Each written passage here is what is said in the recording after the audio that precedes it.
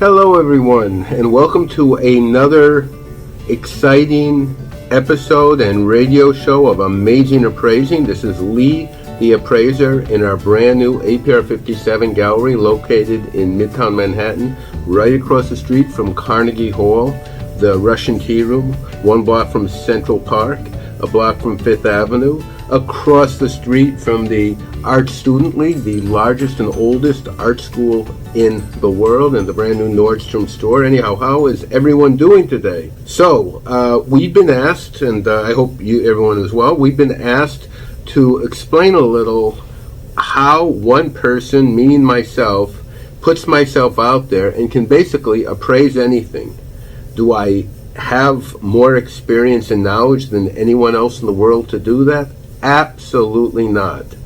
But I do have a fair amount of knowledge through many years of experience, and I also have an ability to appraise things quickly and accurately using the same criteria I used for the first things that I started to collect, were stamps and coins. So when we started collecting stamps, for example, or coins, there's certain characteristics that made these items very desirable and very collectible and very rare and very valuable. So everything boils down to supply and demand. That means how many are out there, how many people want them. So if you have an item out there and there's, a million of this item and there's only 1,000 people that want it, it's not going to be very rare or very valuable. However, if you have an item, conversely, that there's only a small amount out there, and you have a tremendous demand, we'll say a Rolex watch, a gold coin, a rare gold coin, and let's just say they only made 1,000 of them, and there's 10,000 people that want them, the price is going to be quite high, because you're going to have superior demand well above what the existing supply can give. So that's a common element in appraising things. So that's one idea. That's the end result I have to do this. So when people show us, we put ourselves out there to appraise anything. So, for example, people can pull up in front of our gallery with a car filled with antique paintings, sports memorabilia, rare jewelry, coins, autographs, sculptures. We had somebody come in last week with a very rare and valuable sculpture done by the famous British sculptor Lynn Chadwick, whose items have sold for over $1 million. And they expect and want us to give them a quick, fast, fair appraisal, evaluation, and in most cases an offer to be able to buy it from them at a fair price. So that is what we do here. And I'm going to explain just a little. We'll talk a little about how we do it, why we do it, and we'll go from there. So one of the reasons I do this and I got into it was the fact that I really enjoy doing this. It's easy for me. It's a challenge. I want to say easy. It's not very easy, but it's somewhat easy, and it is a challenge, and I love to learn new things about collectibles, antiques, and valuables, and this is a great place for me to start. I love handling things that I've never handled before, and so it's a very challenging, interesting thing for me to do this. I like to figure out what makes things genuine, not genuine, what makes them valuable, etc., etc. So all these are different parts in the puzzle. And most people, for example, don't want to do this. If they're an artist who deals in early American Hudson River School paintings, they will specialize just in paintings from this period, this circa, maybe 17 or 1800s, by certain American artists, and that's it. That's all they handle. They might handle 5 or 10 different artists that during that period. I handle everything, all art, all coins, all jewelry, all watches, and it's a challenge for me because I enjoy learning about it, handling it, and appraising all of it. It's a very interesting challenge for me to continue to do this. I'm just thinking what happened this week, anything interesting. Every day, we get interesting things that walk through the door. Well, let's think here. We were actually approached, this is a completely different issue, but we were approached yesterday by one of the top NFT marketers and designers to get involved with us in promoting some of our unique items. So that is something we're going to look into. He's actually the one that, there was an artist called, I think, Banksy, who he put together a digital NFT that sold for, I think it was $69 million. Crazy price, right?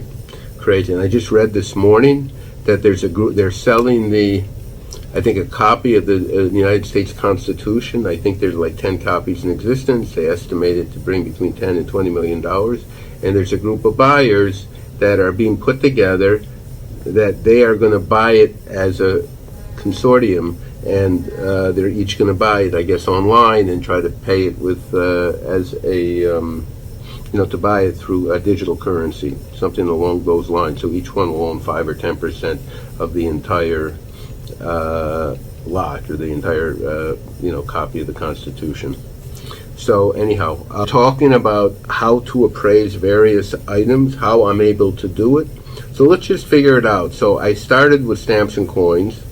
So with stamps and coins, obviously the first thing is the condition. You want to look at the condition to know whether the condition is nice or perfect, what makes a stamp perfect, what makes a coin perfect.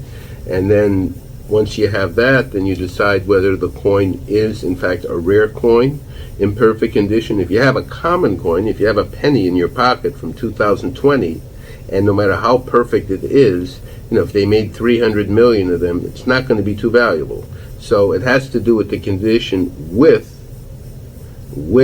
the item itself and how rare it is, etc. Now, certain items they made many, many thousands of. However, like especially older coins, however, very, very few are in perfect condition. So you could conceivably have a coin, and certainly this is true with some silver dollars, where they might have made, 1 million silver dollars, but there's only a handful, maybe 10 or 20 pieces in absolutely perfect condition.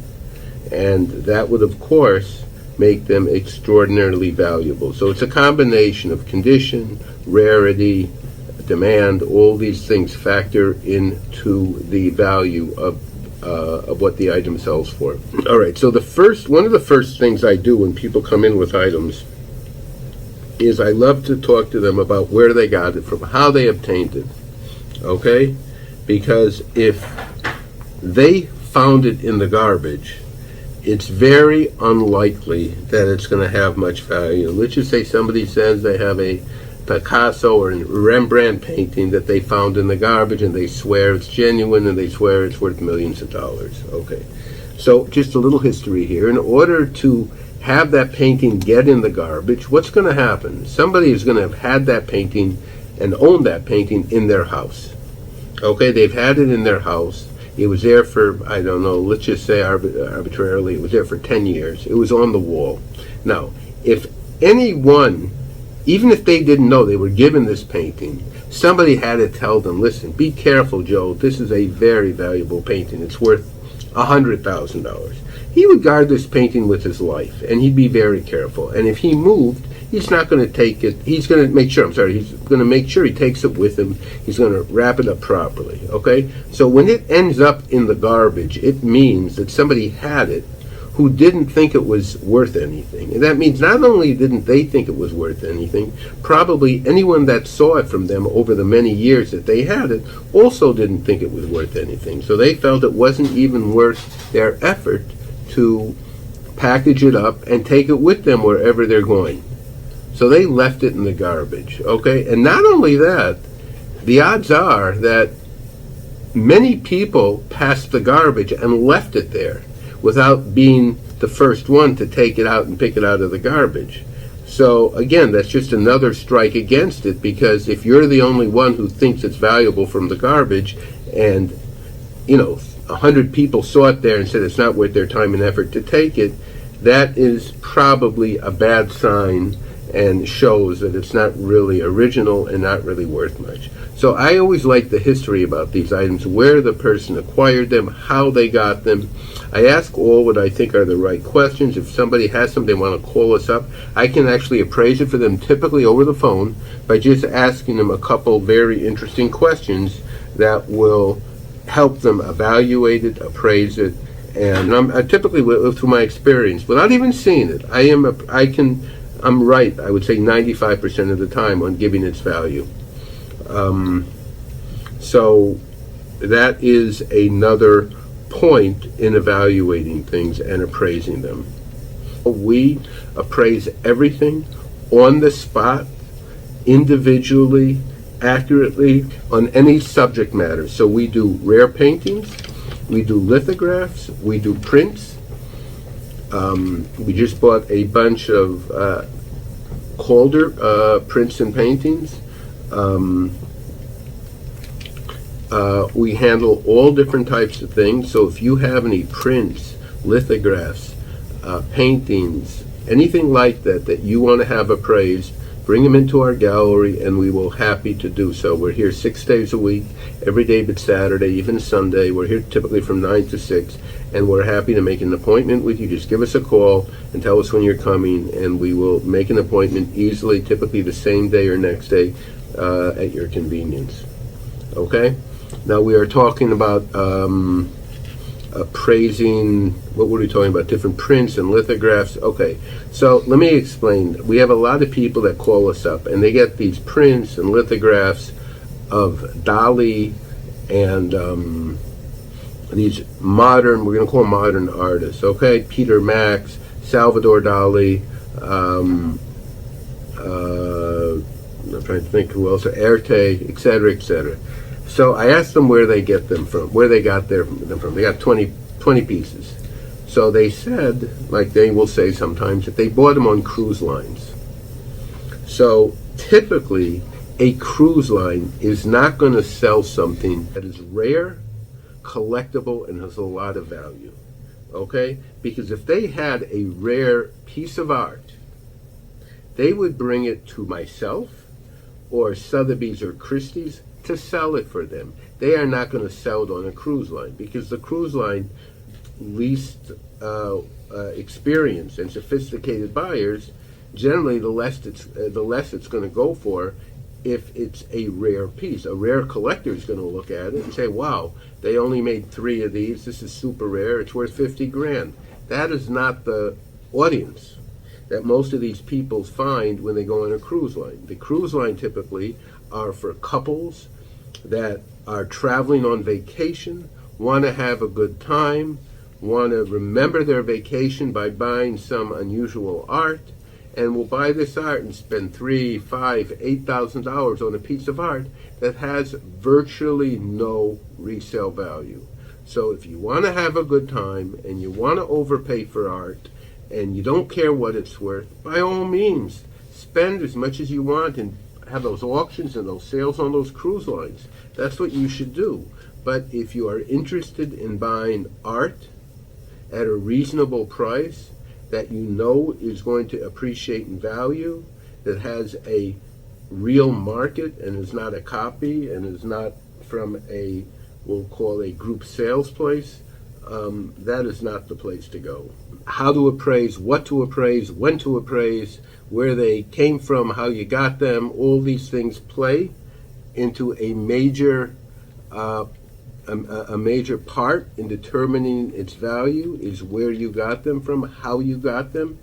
These things are very important. And in most cases, one of the determining factors I teach my staff is ask the person where they got it from.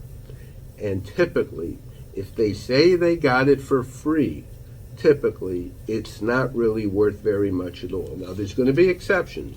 If they got, a bunch of items that were left to them by their great-grandmother, who left them, 10 5-carat diamond rings, 100 gold coins, those we know for sure have value. So it was left to them through the estate. That we know, that's fine. But generally speaking, when people give things or get things for free, typically most of them are not valuable, and the people are giving it to the person because they don't want to take it with them. If they're moving, they're saying, you know what, this item's only worth $100, $200. It's a big piece. It's not worth it for me to pack it up and take it to California. It's going to cost me $150 to ship it. You know what, let me give it to Susie as a friend, as a gift. So you have to be very careful about that. And I would say, as a general rule, most things, if you got them for free, again, without obvious, clear exceptions, they're probably not worth very much. Now, again, there's going to be additional exceptions. We could have had a woman come in here. She got something for free. Okay, we had somebody did that, and she was one of the maids many, many years ago for the English rich family called the Rothschilds, and they gave her something very exquisite, a very valuable bronze piece of art that she liked and loved very much. And they did it because she was a devoted employee and family friend for over 40 years. So that makes sense. You have somebody that appreciated her work, they are extraordinarily wealthy, and they gave her something that made sense for many years of devoted service. So that makes sense. They gave her something that could be worth $100,000. But as a general rule, that is not the case. When people call us up, and we get calls from building owners, landlords, superintendents, and they call us up and they go, we have this apartment here, the person left all this valuable art here, and they moved out.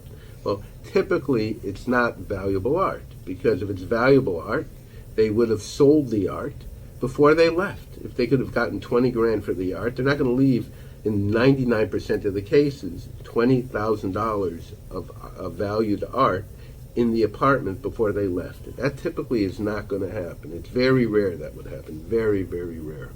So in most cases, the people who are in the apartment, the tenants, make a conscious decision and say, you know what, it's not worth it for me to pack up and take this stuff. It's going to cost me a couple $1,000s to do that. I'm just going to leave it here. And they tell the super, you can have it. God bless you, and take it. So they're not doing him such a big favor. They're doing themselves a favor and saying, listen, we don't really want it. We don't want to be bothered with it. We don't want to pack it up and ship it to California. So based on all those factors, we are going to say, in most cases, it's not very valuable. Okay? So that's also an important thing to remember. All right? I always find that the more the people know about the item, typically, the more the item is worth, in most cases.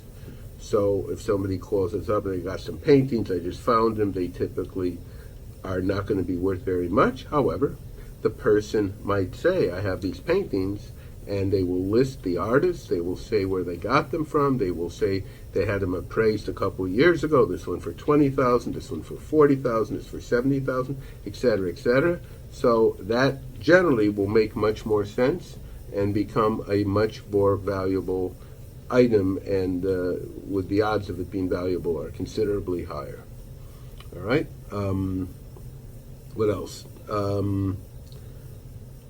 I guess we can talk a little about how we started in the watch business.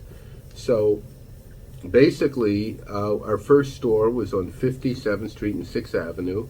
It was part of a very, very famous restaurant called Wolf's Delicatessen, who was probably the largest volume restaurant in the world at that time. They were doing purportedly $60 million a year in a 3,500 square foot place on the corner right next to Central Park on 57th and 6th.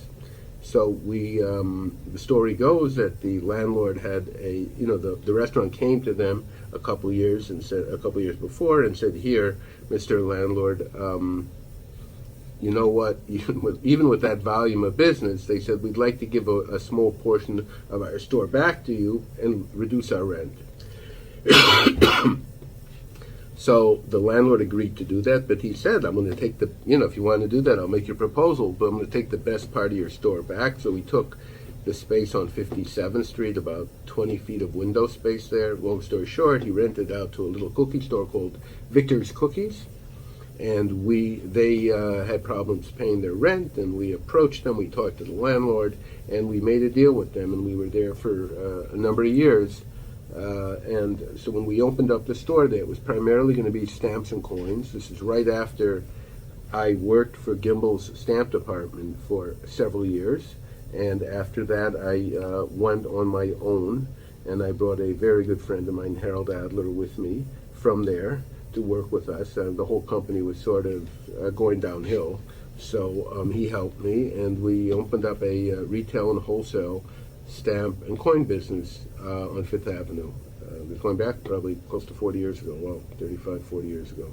So at that time we were handling stamps and coins and just really very little jewelry and watches. I mean, virtually nothing. I mean, the jewelry and watches we handled were items that we were forced to buy, meaning if someone had an estate of coins and they had some watches and jewelry in the estate, I would have to bring someone in to figure them and help me and figure what they're worth. Now, after a short while, it was very easy for me to apply, and I actually found out that it's much easier for me to appraise jewelry and watches than it is stamps and coins. So that is what we did, and it became a very interesting maneuver. So we opened up, when we opened up the store, we had a safe filled with jewelry and watches, but all the better stuff, of course, we sold because we only, the stuff we bought, we sold it immediately, the better items, just to get our money back. So we had some cheaper jewelry, some cheaper watches. We put that in the window, and along with the stamps and coins. And we had, at that time, late 1980s, baseball cards were just becoming very popular. So again, I figured if everybody knew baseball cards, everybody was dealing in, and you had like almost any bartender in the country doing a sideline of buying and selling sports memorabilia and baseball cards. So I figured if a bartender with no experience and no ability to evaluate these things can be successful, then you know what, I probably can do it as well, if not better. So we got involved in that. We got involved in autographs, and sports memorabilia, and baseball cards, and we put in the watches in the window. So we have bought, over the last couple weeks, we buy rare and valuable watches every day. We buy rare and valuable pocket watches, Patek Philippe, Rolex, minute repeaters. With the Rolex wristwatches, we buy the Rolex Gold Presidents, the Submariners, the Explorers, the Datejusts. With Patek Philippe, we buy the Calatravas and the Golden Ellipses, jewelry. We buy the Cartier love bracelets. We buy Cartier wristwatches, the tanks, any Cartier or Tiffany designer jewelry, any Buccellati jewelry. We buy all types and appraise all types of silver flatware, sterling silver flatware, Buccellati, Tiffany, George Jensen, Cartier. The rarer, the more beautiful, the more expensive, the more we're interested in appraising it and buying it from you. Okay? Paintings, original antique paintings. Again, particularly want things from artists that have a following and that are famous, whether it's Picasso, Airtape, whatever, even the modern artists that we do, Andy Warhol, okay? You have any types of art. It could be original oil paintings. Of course, if it's not original, we'll buy even rare first editions, limited edition prints. Of course, they are less in most cases, but we typically are still interested in evaluating any type of artwork. We buy original sculptures from one of a kind to one of 10 to one of 50, Remingtons, any type. As I said, we handled a Lynn Shadwick 2 weeks ago. Coins, gold coins, silver coins, platinum coins, Franklin Mint coins, any type of gold, any type of coins or bullion, we buy and appraise. The prices are close to record highs. If you have anything, call us. We will be able to offer you, probably in most cases, much more than you would anticipate and expect. Again, we buy a lot of these Franklin Mint coins and sets, a lot. We buy bags of silver. That's 1,000 silver dollars, $1,000 face value of quarters and dimes, any condition, any year, anything. We buy rare stamp collections of old United States stamps, collections of post office stamps. I mean, stamps that were saved and they have a huge face value. A guy spent, $40,000 buying these stamps over the last 30 years, 40 years. So even though they're not typically rare, they're still valuable because he spent maybe $50,000 buying them from the post office. So they still have a high substantial value. Any types of these items, we are interested in buying it. What else? Autographs. We love the Beatles. Any pictures, photographs signed by the Beatles, even not signed, but unique photographs. Anything that's like one of a kind. You have a unique photo with John Lennon that was never published. It's very cool. Maybe he signed a note to you. That's the type of stuff we want to see. That's the stuff we go crazy for and we pay top dollar for. So if you have any of those things, please, please, please let us know. All types of sports memorabilia, baseball cards, autographs, sports memorabilia, rare signed baseballs. We bought a baseball here a while ago that was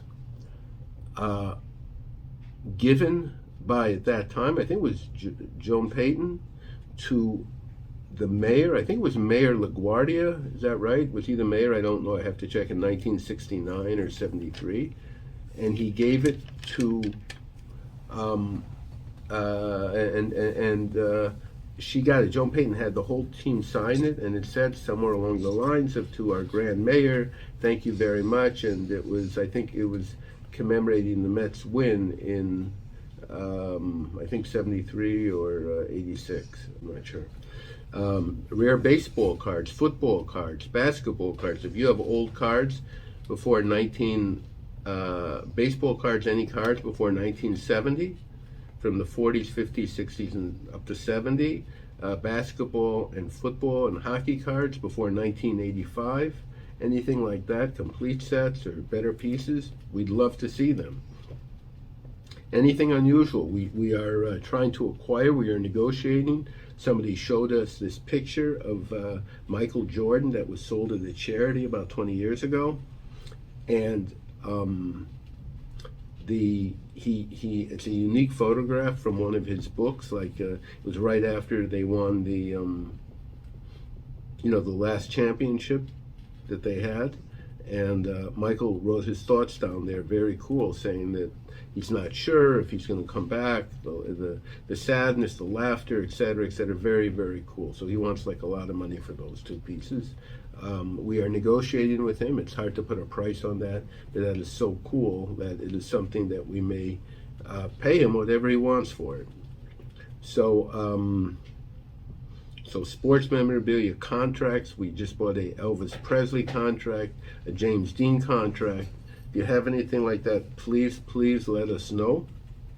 We'd be very interested in that as well. So if you have anything of those types of items, I'm trying to think what else. We said coins, jewelry, watches, art, antiques, sculptures, antique carpets. We love antique carpets. We want to remind everyone that our good friend Zev Brenner from Talkline Communications is going to be following us this evening like he does every Sunday evening. He follows us at 9. Our show starts at 8. I hear he has some great guests and some great speakers and some great topics, so make sure you stick around. You don't want to miss his show. Mr. Zev has been a constant and old friend of ours since I went away with Passover with him. I think I met him close to 35 years ago. And we had a bonded friendship, and he's helped us with our show a little, and I want to say thank you very much. And if there's anything we can do for him, which is minimally, if any of our listeners are interested, please stick around for his show.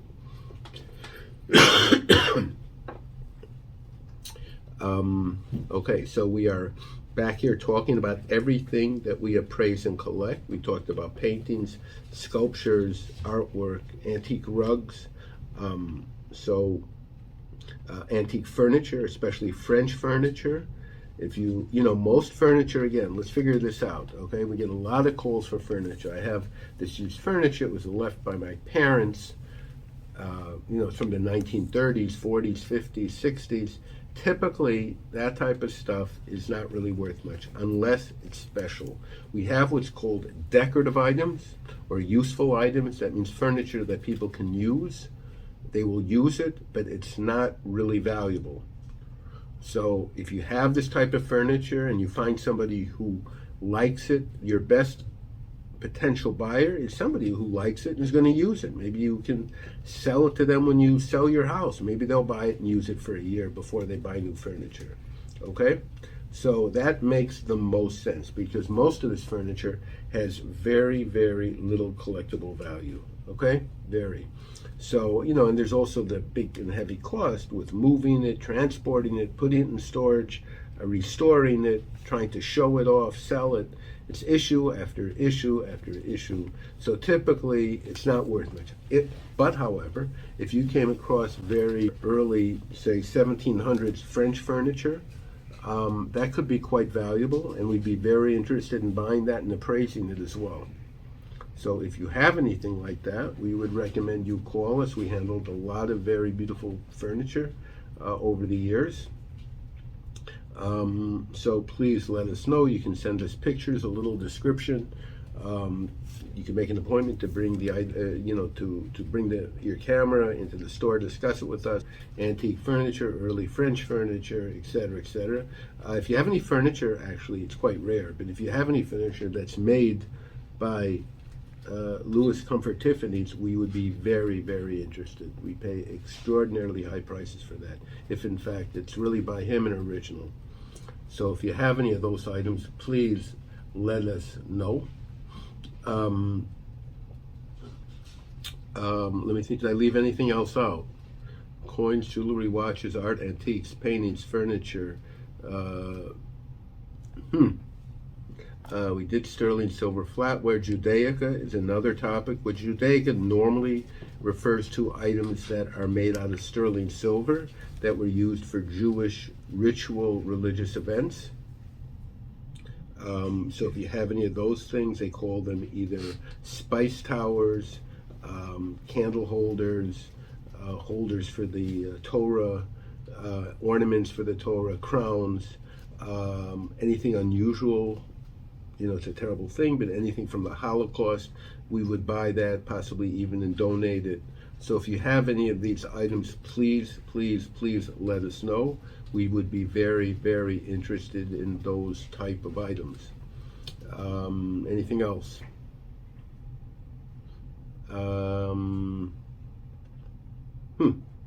We just bought some record album covers. They're actually photographs that were used by the Beatles for their making of a number of their record albums in the mid and late 1960s, which I thought was super, super cool. All right, so let me think, what else is there? So anything, if you have anything of value, we travel if necessary. We see complete estates. We actually are in the process of buying a very valuable and rare gun collection that has a lot of Civil War rifles. So if you have anything like that, please let us know. Everything that we buy and appraise, which is just about anything. So we tell people, they say, are you interested in that? Are you interested in that? And our standard answer is, we buy and appraise anything of value. Again, we buy and appraise anything of value. So if you have anything of value, whether it was left to you by an estate, whether you bought it 20 years ago, whether it was given to you, whatever it might be, you can call us, text us, discuss it with us. If it's necessary, you can bring it in and we will give you the highest price, the best appraisal, and evaluation that you can find anywhere. So we recommend you call us and text us at our numbers that you will hear towards the end of the show and try to reach out to us, and we're happy to buy and appraise anything of value. So please call us if you have.